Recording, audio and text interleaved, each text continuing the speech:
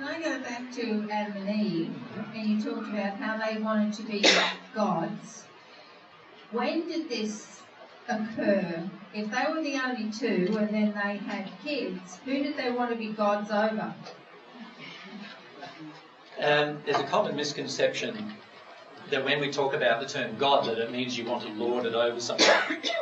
The truth is that being God, that what they wanted was the freedom to create their own laws and the freedom to create... Does that make sense? Like, in other words, the freedom to create their own universes and their own laws in disharmony with God. They had a very complex and very bright intellect, much brighter than any person here on earth today has. And at the moment, many of you would all know that we use probably at the most 10%, and in fact recent studies have shown that we're probably only using more like 3 or 4% of their brain, for example. Whereas back then they were using 100% of their brain intellectually.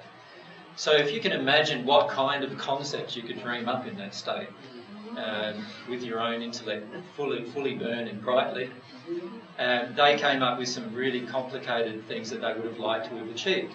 And some of those things that they would have liked to have achieved were things like creating their own universe with their own laws, in total disregard to any of God's laws.